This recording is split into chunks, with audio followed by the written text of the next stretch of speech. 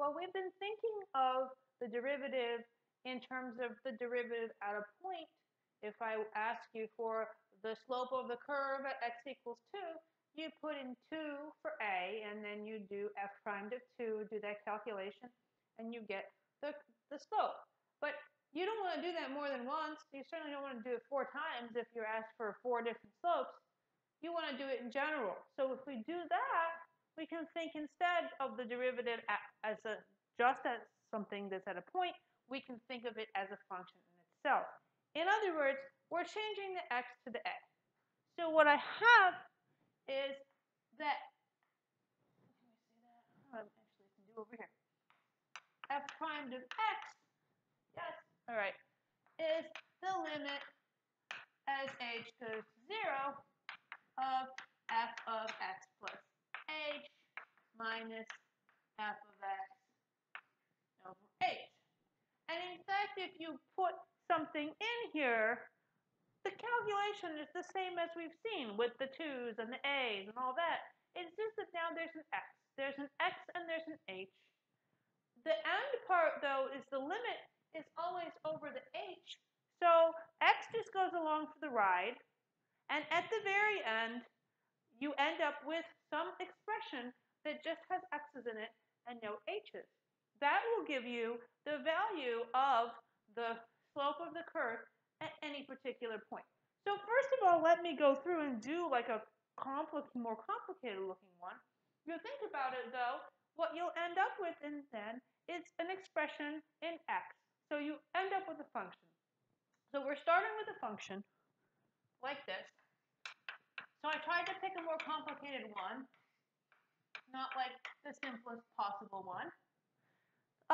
So x over x plus 2, fine. So that'll be a little messy because there'll be compound fractions and some whatnot. But it's not too bad. And so we're starting with a function, and we should end with a function, right? So let's see.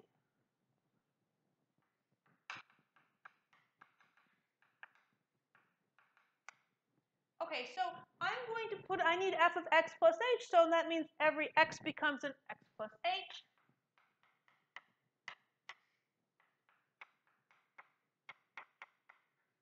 Next, I just need f of x, so I have that same old, divide the whole thing by h. And now I just go, we've done a lot of examples like this, actually. We did examples like this when we first did limits. The reason being is it makes it a little bit easier when you've seen something like this before, that you know you've actually done the calculation, which is the onerous part. Like the calculation is the unpleasant part, right? It's not so much a question of understanding, oh, now I have a function. It's just a question of barreling through all this cruddy algebra, right? And getting a nice answer at the end. So it is a little bit unpleasant, but hopefully we'll be careful with our negatives and our constants, and I won't screw it up too badly, right? Okay, so now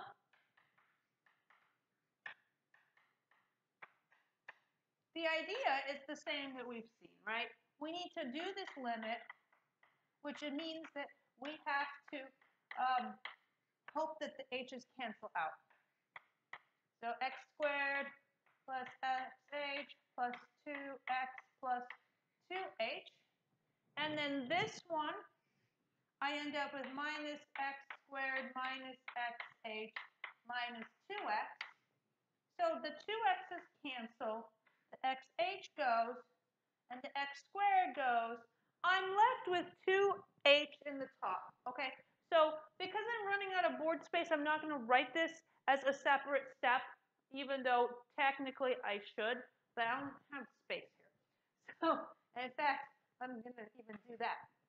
So this h here, all I have left in the top after everything here is canceled out is 2h. And then I have this h in the bottom. So I can cancel out these h's.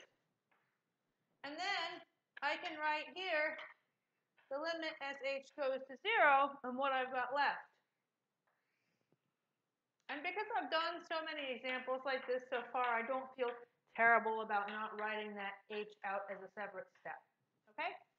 But now you can see as h goes to 0, what do I have left? It's just 2 in the top and x plus 2 squared in the bottom. Okay? So that is my answer. If the function f of x is x over x plus 2, then its derivative, the function f prime of x, is actually 2 over x plus 2 squared. Okay? As a function. So I can look at this function, and I can just look at this as a function and talk about this, okay, where does a function have an asymptote, blah, blah, blah, blah, blah, and we'll do that. All right, but I just wanted to give start to, okay, how do we find that function? Like this. Let me do another example. Let me do one more example.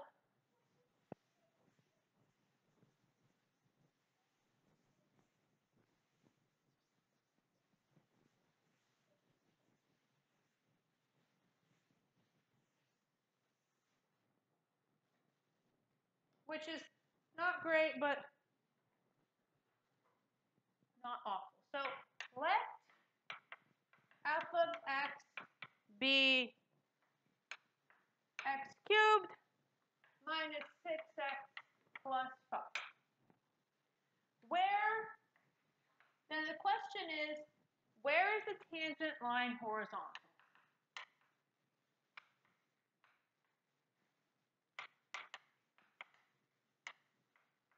So what does this mean?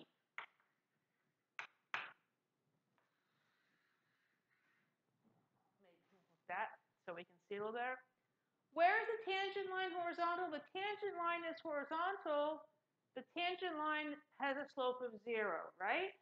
So the tangent line is horizontal when it has a slope of 0, which is going to be, we need to solve f prime of x equals 0. So we have to solve for the values of x that give us f prime of x is equal to 0.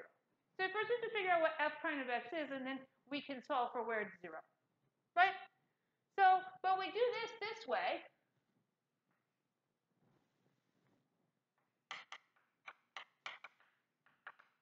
Same thing. I'm going to go and stick it directly into the difference quotient here. X plus h cubed minus 6x plus h plus 5 minus f of x, which is this. I'll divide by h. So I need a bigger board, you guys. Okay, because we have to work all this stuff out. So this is going to be x cubed plus 3x squared h plus 3x h squared plus h cubed. And so no, I don't necessarily expect you guys to have that memorized, but it does show up occasionally. So you have to then multiply it out if you don't remember what it is, or Pascal's triangle, or whatever. Okay, so now this x cubed cancels with this x cubed. This 6x cancels with that one, and this 5 cancels with that one. What do I have left over?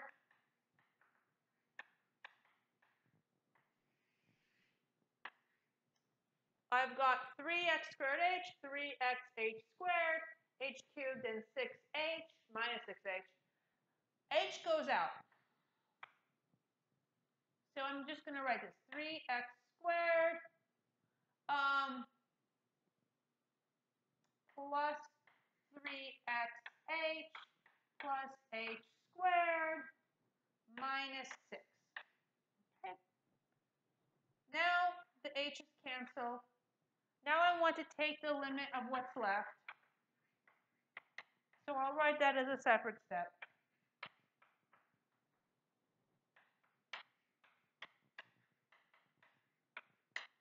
h goes to 0, we end up with 3x squared minus 6. So that's my derivative.